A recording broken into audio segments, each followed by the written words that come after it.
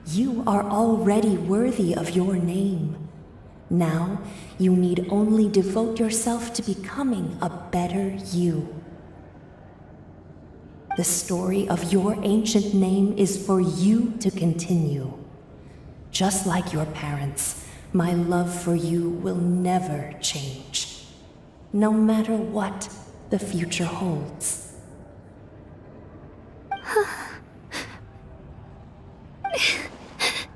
Thank you, Wyatt. It gladdens me to see the Pyro Archon's plan move another step towards completion. But it is time for you to leave this place. The situation here is getting worse. Go now, my children. Save Natlan on behalf of all you hold dear. I know we've never met before, Wyatt, but I just wanted to say thank you for encouraging Kachina. It was exactly what she needed to hear. Whoa! What's going on? An earthquake? We're out of time.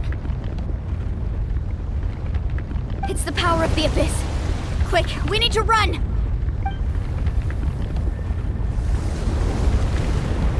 It's a Seelie! The Seelie opened the way for us!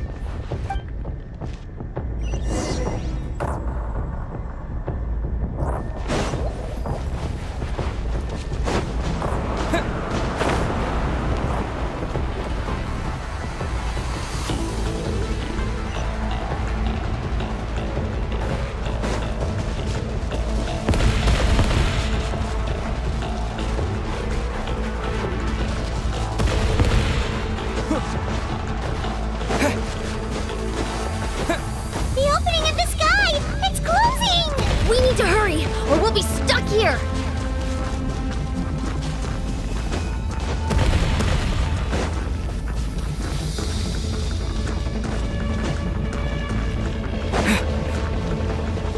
Watch out for the falling rocks! Quick, through the middle!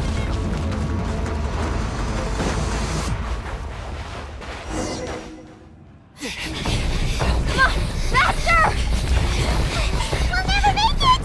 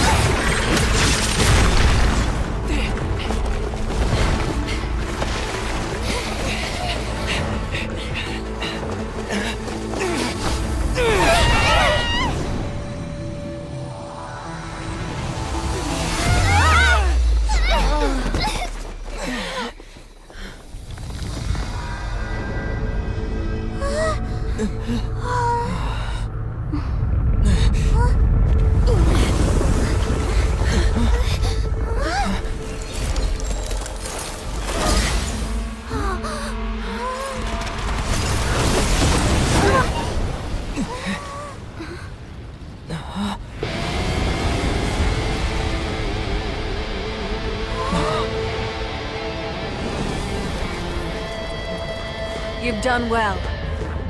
Now come home.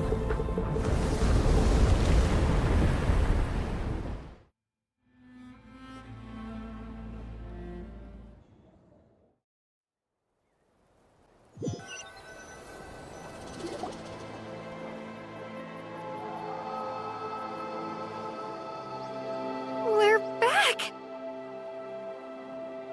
The Pyro Archon saved us. But she's not here. Yeah, didn't she say she used it all up? She's still in the Speaker's Chamber. What we saw in the Night Kingdom was just her consciousness. So you're saying her consciousness did all that? Every great display of power comes at a price.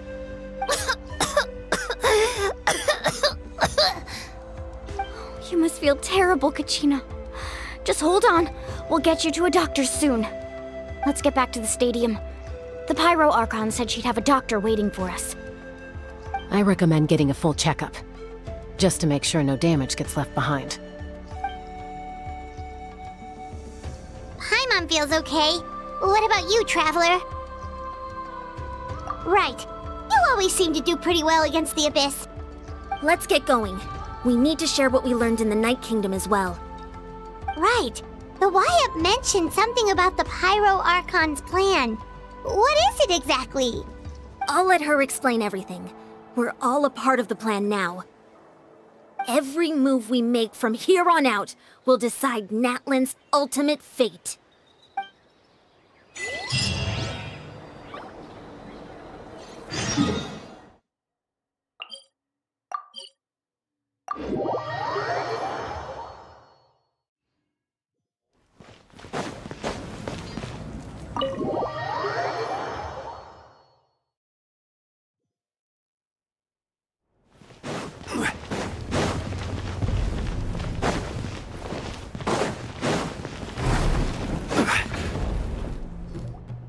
Huh. There's a lot less stuff here than before.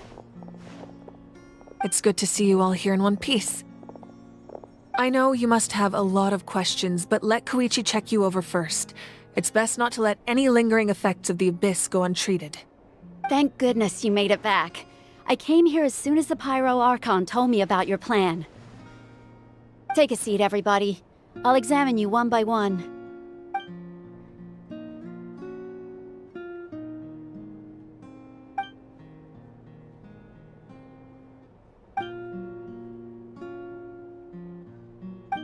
All right, that should do it for now.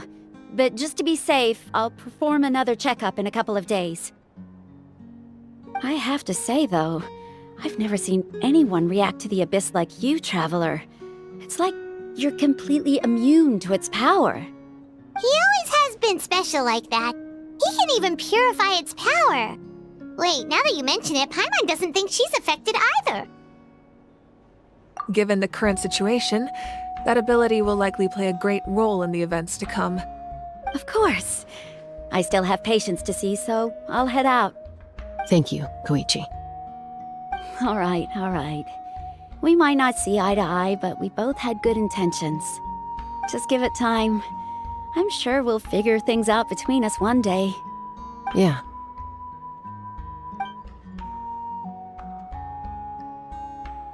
All right. There's so much to discuss, I don't even know where to begin. You've seen it for yourselves now. The devastation in the Night Kingdom. I'll get straight to the point. Natlan is on the verge of destruction. It's very possible our nation has less than a year before total devastation. Huh? No. That can't be true, can it? That's right. But I've only ever disclosed that fact to the handful of people working with me to save this nation. Our looming destruction is not a recent development, but the inevitable conclusion of the disaster the Abyss initiated 500 years ago. Mualani told us a little bit about that.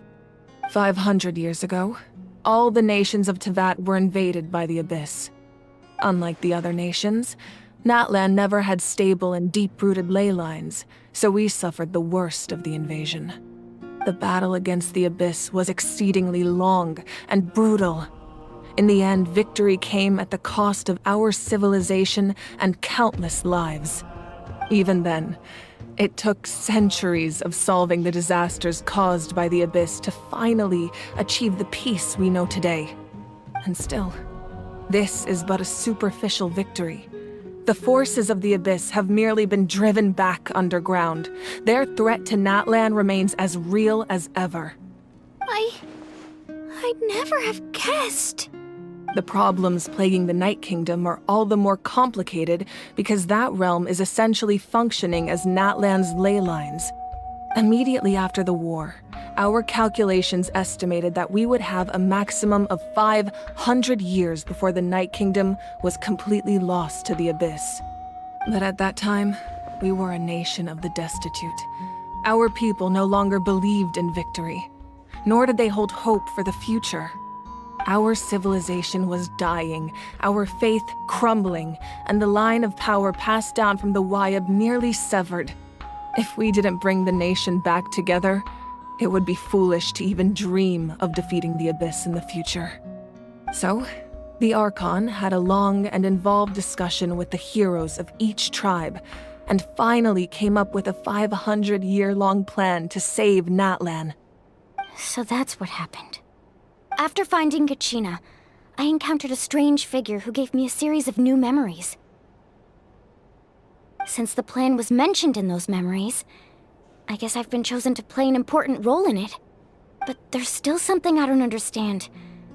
Those memories showed me the Pyro Archon from back then. And it was you. Huh? But that doesn't make any sense! The Pyro Archon is supposed to be human. It's impossible for a human to live that long. That's right. The hardest thing for humans to overcome has always been time. Or rather, the natural limitations of our lifespan. A god can extend a human's life by using a certain amount of divine power, or subjecting them to a curse. But, as we all know, Natlan doesn't have gods like that. We can only rely on our own methods. A human life is like a flame destined to be extinguished. 500 years ago, I placed my life within the sacred flame. Only by dying before my time could I have the chance to wake up again. So, in other words, this is your second life? Yes. We only managed to defeat the Abyss all those years ago because the tribes came together as one. If the Natlan of the future was to have a fighting chance, the Pyro Archons that came after the war had to rebuild the decimated tribes. The goal was to reunite the people and restore the strength of each tribe's Wayab. Once a tribe was back to its full strength, the tribe's Wayab would select a hero, indicating the tribe was once again ready for war. The Chosen would then stand by my side in defense of our nation, just like great heroes of old 500 years ago. So that means I'm one of the Chosen? That's right. You bear the ancient name Umoja, the same one held by the hero from your tribe 500 years ago. It means unity. After your adventure in the Night Kingdom, I trust you've come to fully understand the meaning of that name. So in other words, you always knew who the Wayab were going to pick from each tribe? Yes. According to the plan, each tribe was supposed to have been fully restored by the time I awoke. But something went wrong along the way. The 6 heroes successfully inherited the ancient names from 500 years ago, but the intel regarding the plan wasn't passed on to them. Once again, it comes down to the deterioration of the Night Kingdom. Communication between the Sacred Flame and the Wayab has been blocked. Just like how the Ode of Resurrection failed to bring Kachina back. Exactly. It's just another tactic the Abyss is using against us. The Abyss may not possess intelligence, but its methods certainly aren't easy to counter. If we want to unblock that information from being passed on, my presence alone isn't enough. The ancient name-bearer must establish a greater connection to their name. So, I've tried my best to help them from the sidelines. Currently, Shilonin of the Children of Echoes, Kinich of the Scions of the Canopy, and Iansan of the Collective of Plenty have all been acknowledged by their names. During your adventure, you too earned the acknowledgement of your Wayab, Mualani. In the process, you gained the memories stored within your name. Well, we have less than a year! Yes, but we have no choice. We cannot start the plan until all the heroes have been gathered. That's also why I haven't been able to take action despite the urgency of the situation. But if you knew this whole time, why didn't you just tell me about my role in all this? Wouldn't that make everything go a lot faster? Perhaps, but the opposite could also be true. Knowing your destiny too early could mean failing to realize your full potential. Just like your determination to save Kachina, I hope your commitment to this endeavor comes from your own strength of will, rather than a sense of obligation. So I suppose you're not going to tell us who the final 2 heroes are then? That's right.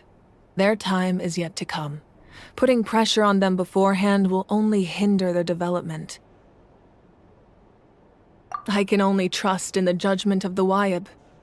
I have never believed I could solve this crisis alone. In fact, it was precisely because I chose to trust and rely on others that we managed to get this far. Natlan's salvation lies not in its Archon or any singular individual, but in us all. You're quite perceptive, aren't you? I thought I might get away with avoiding the topic. Huh? Oh, right! All of the stuff you stored here before, where did it all go? Even though I sacrificed my power, I still needed a contingency plan to ensure you would make it back from the Night Kingdom. After all, I was the one who allowed you to take that risk, and Mualani has an important role to play in my plan. In addition to their sentimental value, the items I stored here held a much more important purpose: fuel. Fuel? Ah, so back then, that's why you... Yes. The stories embodied by those items are certainly important, but there's an even more significant trait they all share. Every item belonged to a hero of Natlan. Over time, they became imbued with a certain amount of contending fire from being carried in battle. On their own, each item's power is limited, but together, their combined effect can prove quite useful in a dire situation. By burning those items, I was able to activate the contending fire stored within them to open the boundary between the two worlds. It was a rather crude approach, so all their power was depleted in an instant, as you can see. But weren't they all precious treasures? What about their stories? That's exactly why I dragged you all here. No matter what, I never wanted the Pyro Archon to have to use that power. Oh, I'm so sorry. You have nothing to be sorry for. You all deserve my thanks, actually. If you hadn't saved the totem pole, that area of the Night Kingdom would have been forever lost to the Abyss. And then, it would only be a matter of time before the Children of Echoes was met with disaster. Besides, when those heroes entrusted their belongings to me, or the Pyro Archon of their time, it was out of a desire to contribute to Natlan's survival. If they knew those items helped save the present-day heroes of Natlan, they would not mourn their loss. Even when you put it that way, I still feel bad. There's no need. Remember what I told you about time? The people and the events of the past are never truly lost to us. We simply carry them with us in a different form. In that sense, we didn't lose anything at all. If you still have regrets, let them fuel your resolve in the battles to come. Your deeds will become new legends and nurture new forms of power just like the items once stored here. Well, we'd still like to return the favor. Well, if that's the case, just treat me to a drink sometime. Now that Kachina has returned, we can finally hold the victory feast and celebrate your team's triumph in the Night Warden Wars. And we could all use the rest, that's for sure. Plus, you'll be able to silence everyone who doubted you once and for all, Kachina. Still, now that I know the danger we're facing, having a victory feast doesn't feel right. Try not to let it get to you. It's important to stay calm. Worrying about it will only affect your judgment. All right, you should head out. I'll join you in a bit.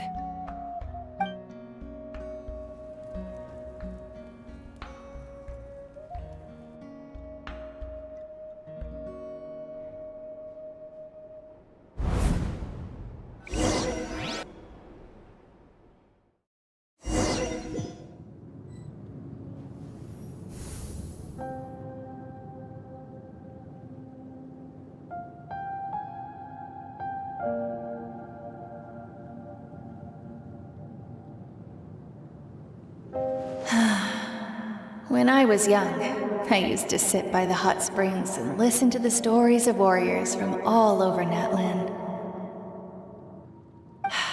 They attract people from all walks of life. Friends come easy here, no matter what tribe you're from. The people of the springs have never claimed the hot springs as their own private property. They are there to bring all hot spring buddies together. It's been really nice, seeing the children of my tribe get older. It's helped me gradually understand the true value of the springs. I've witnessed their energy, their determination, their absolute passion for life. Even when they cause trouble, I never managed to hold on to my anger for long. It's unbelievable how quickly they worm their way back into my good graces. I'm certain Mualani will become a great warrior when she grows up. She possesses infinite potential. I can see it. One day, when I'm no longer in fighting form, I'll come here and tell stories to all the children, just like those warriors did for me. So, you better get busy, Pyro Archon, or I'll end up running out of stories.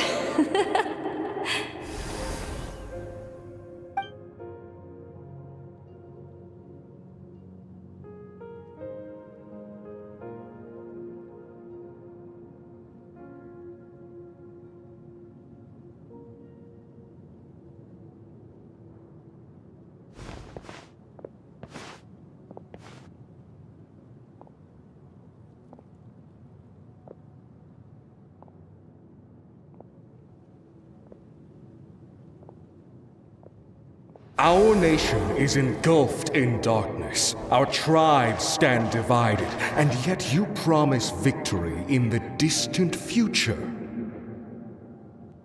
The Abyss is a cunning enemy, one that I faced in battle many times. Were that not the case, I would never understand exercising this degree of caution. My rage will never know absolution. Then my power will no longer aid you in victory. But you came to me because you knew you could convince me with just a single sentence. I understand your choice. The heroes of today will forge the path ahead with blood and fire. Just remember to earn us the victory we are owed. Otherwise, rest assured, I'll find a way to collect the debt. For Natlan.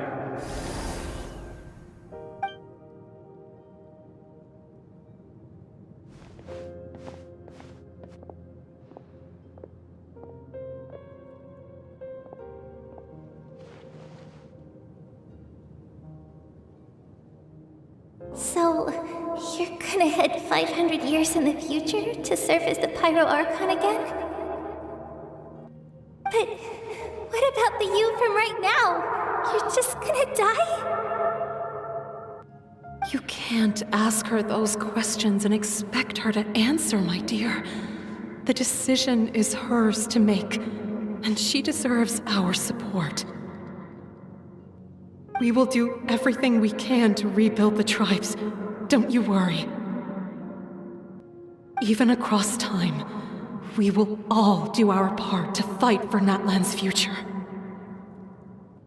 Yeah, Mom's right. We'll always believe in you, sis. Oh, seriously though, Dad should be here. Where is he? I imagine he didn't know what to say, so he chose not to come at all. Don't take it to heart, my dear. That's just who he is. Just remember, no matter what happens in the future, we will always love you.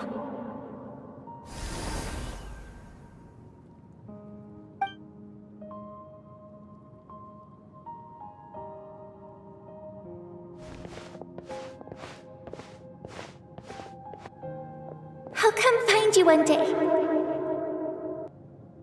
I know I can't live that long, but I'll think of something. There has to be a way for us to meet again one day. If there's an answer out there somewhere, I'm gonna find it. So, don't forget about me.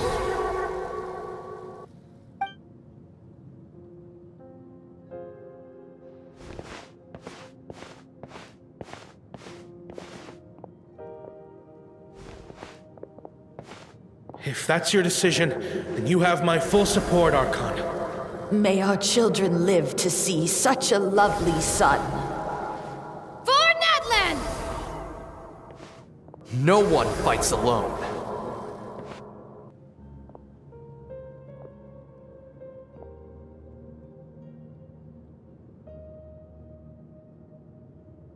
The rules are my legacy.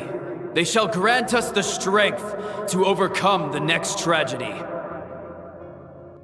War forged the 6 tribes, taught us how to fight, instilled in us what it means to love. Who will be the one to bring this to an end?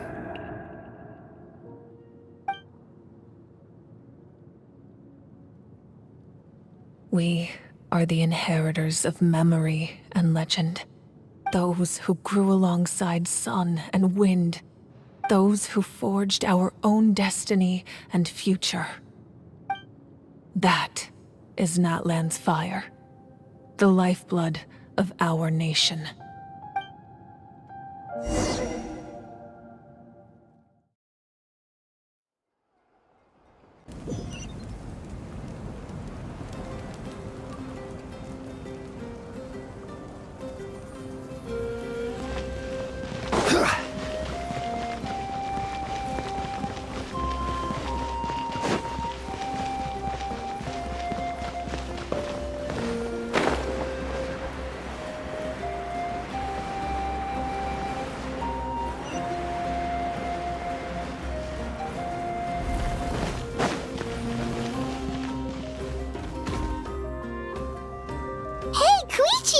You here for the victory feast too? Oh, no. I knew Chaska would be here, so I just came to deliver some medicine. I was about to leave, actually. It's not that I don't want to celebrate Kachina and the others. I'm so glad she made it back. It's just... well, I'll make things awkward if I'm around my sister right now. Ah, well, you two had a fight, so Paimon can understand. She didn't cause any trouble during your trip, right? Yeah, she was super helpful. She gave us a lot of useful information about the Abyss. That's good. That's all I needed to know. Is there a reason you asked? You were pretty outspoken when we first met, but now it's like you're holding something back. Maybe it seemed unreasonable, picking that fight with her before you left, but I did it for a reason. Her impulse to fight is extremely strong. Her mental strength helps her rein it in, but she still loses control sometimes. I had no idea what you might face in the Night Kingdom, so I didn't want to take any chances. So what you're saying is... Okay, so maybe it sounds a little stupid, but it works pretty well. It helps her keep her cool for a little while, at least. Anyway, I'm just glad you were able to make it back safe and sound. That's all I wanted. But do you really have to go that far? Can't you just talk it out? No way. Chaska never opens up about her own pain, especially to her family. She can't learn about this, or it'll be even harder to help her. I appreciate the understanding, and don't worry. I'll find a way to help her ease this burden. Anyway, I need to get going. Enjoy the celebration. Oh, and if you ever need a doctor, you know who to find. Huh. Who would have thought there was a deeper reason behind their arguing? In the end, it's all the Abyss's fault. Paimon's had enough of them.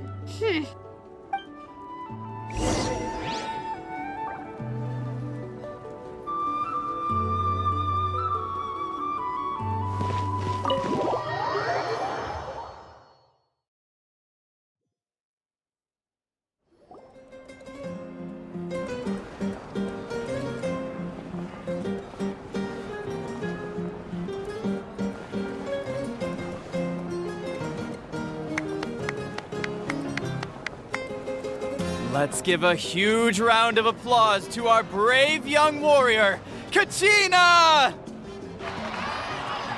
Woohoo! Well done, Kachina. Thank you, everyone. I'm so glad I finally made it.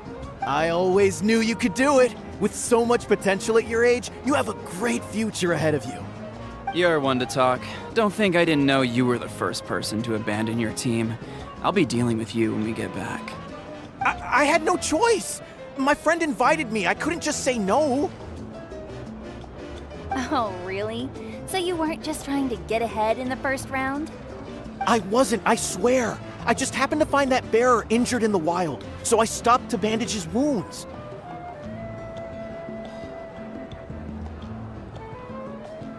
When he insisted on repaying the favor, what was I supposed to do?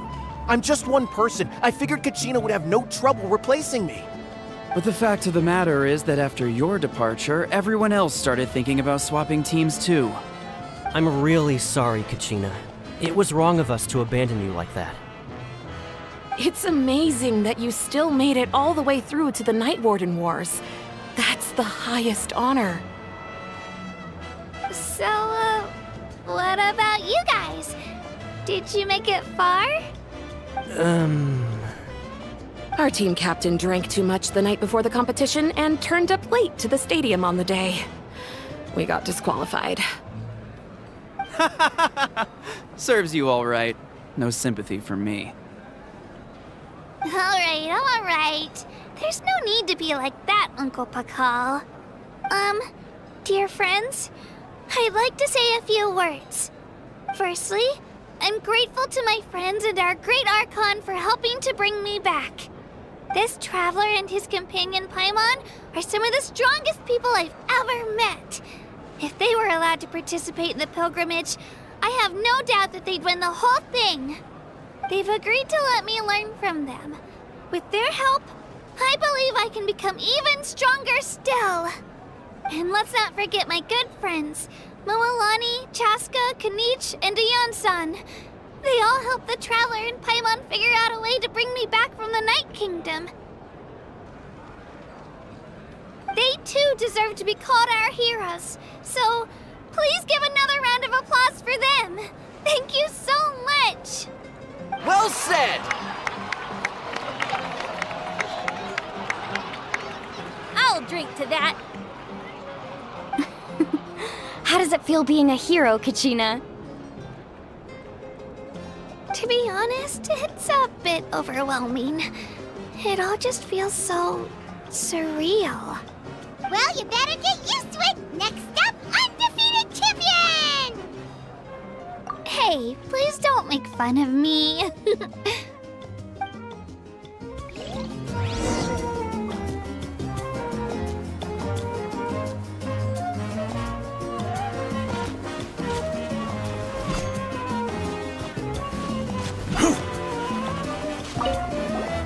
My apologies. I knew more than I let on. Everything comes at a price, and most heroes aren't people who set out to become a hero. If you cling too tightly to your goal, you end up losing things that are far more precious. But in any case, we're now on the same page. I wonder how long before the two final heroes appear. From the Flower Feather Clan and the Masters of the Night Wind. My apologies. Everything comes if you cling to... But in any case, I wonder how long...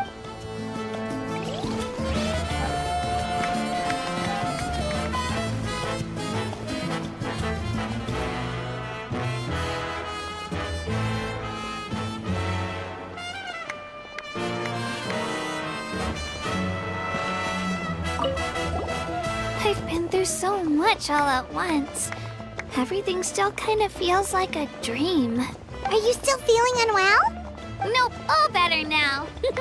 I told you I bounced back pretty quick. So I bet you guys must be tired though. Make sure you get some good rest tonight. You gotta recharge so you'll be in the mood to have fun.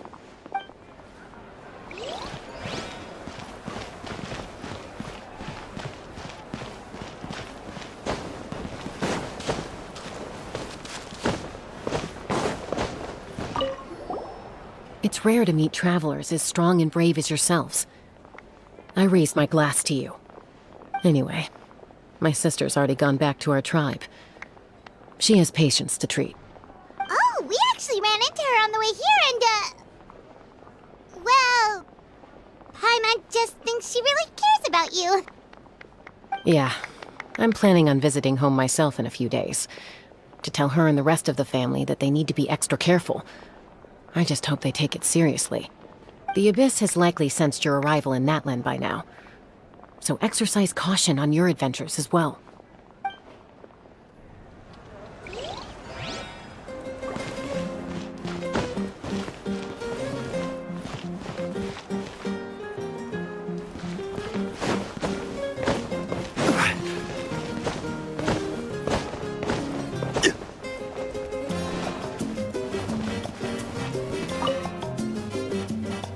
you're here.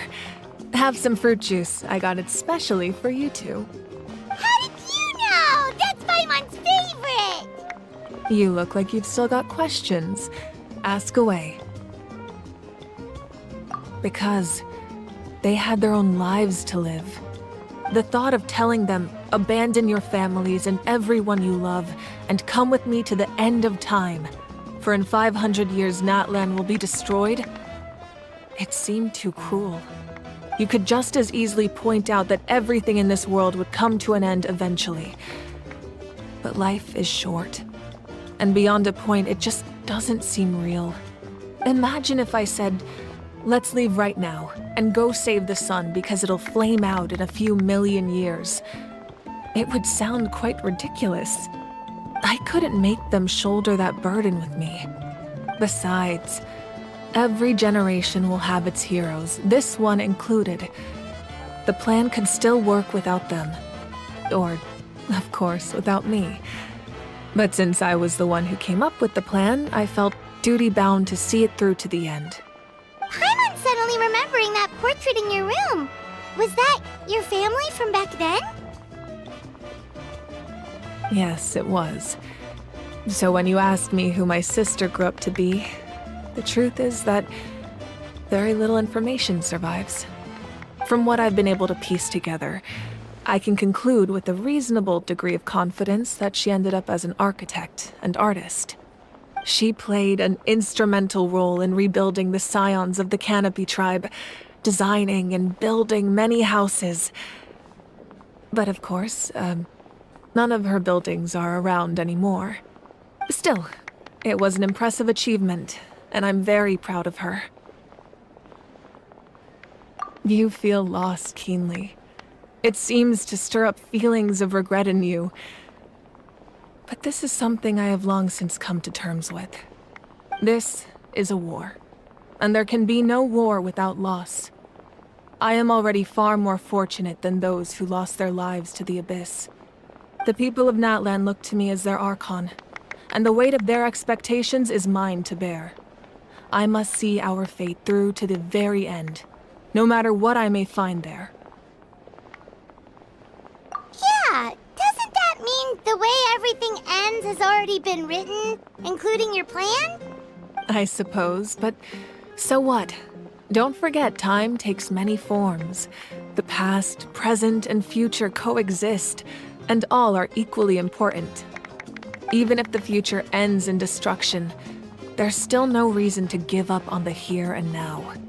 And it's precisely because we humans cannot know our fate that we will never give up on our struggle. This is a pivotal moment. We are still 2 heroes short. Well, 3 to be precise. There's one further hero who I'm hoping to get on my side, whatever it takes. Your resistance to the corrupting power of the Abyss is truly remarkable. It would easily make you an all-important figure in the upcoming battle. If you agree to join us, you will not only gain my full support in your journey, but I will also forge a brand new ancient name for you. Ancient names can be forged? They can. Several strict conditions must be met, but if they couldn't be forged at all, then the number of them in circulation would have long dwindled to 0. Possessing an ancient name would mean that your adventures in Natlan are recorded in full. Your stories would be remembered by our people for all the years to come. The Ode of Resurrection may have temporarily lost its power, but still, take this as my personal guarantee that I shall never let you fall. Just like in the Night Kingdom, I will be there for you. That is a promise I will fulfill at all costs. This nation always honors its heroes. Yeah, we can't just ignore the situation here. Wonderful. Then I'll reach out to Shilonen right away. She's the one who will forge the name. We've never forged an ancient name for an Outlander before, but I trust she'll find a way.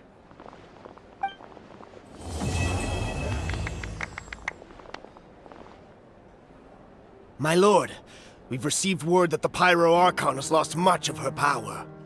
Although your injury complicates things, this is most certainly the opportune time to seize the Gnosis.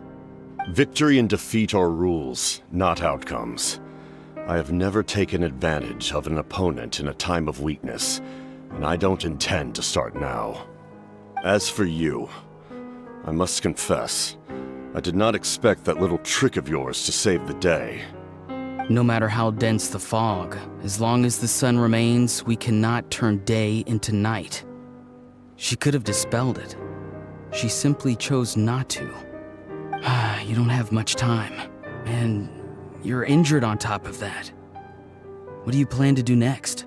I'm beginning to see just how useful you may turn out to be. You heard something from here, didn't you?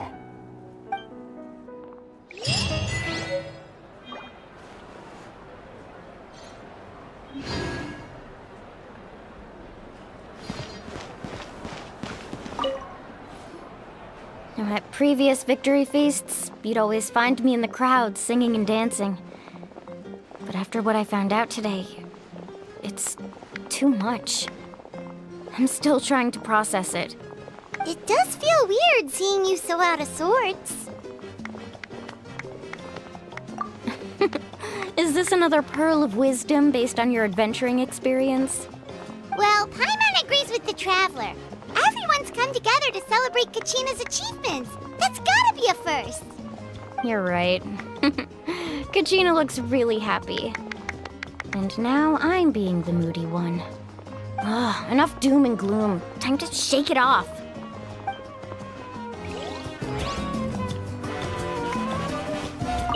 It cost us a lot, but we got Kachina back safely, and that's what matters. There'll be even tougher challenges coming our way in the days ahead, though. We'll have to train harder, make sure we're in peak condition. That includes you, Paimon. I can do a special one-off session to show you the ropes. Interested? No thanks.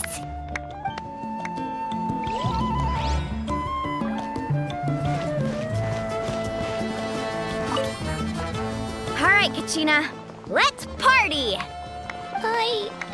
I'm a little embarrassed. Don't be. Come on, you're the star of the show today.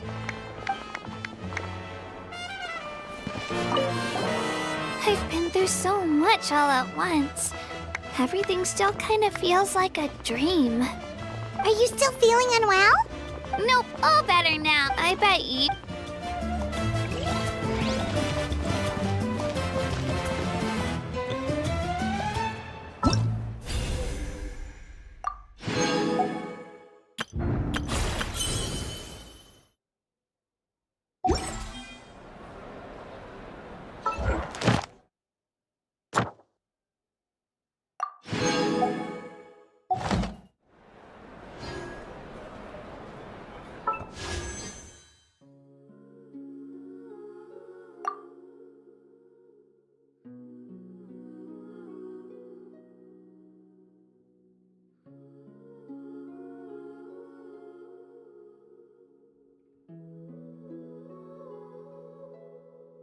Osmanthus wine tastes the same as I remember.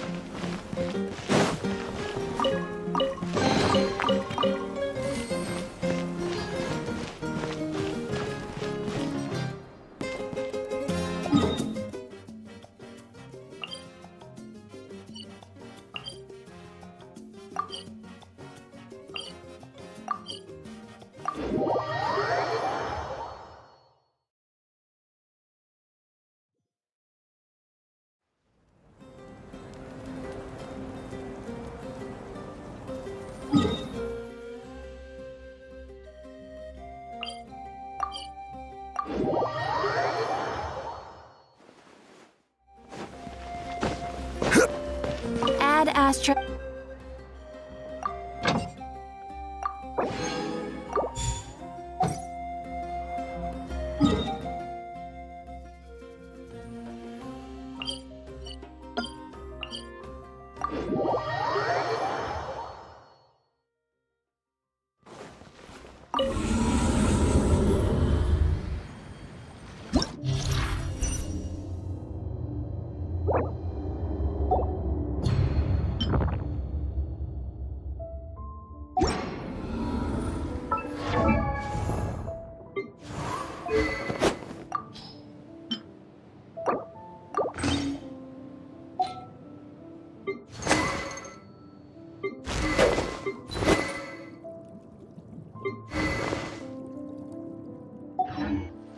Every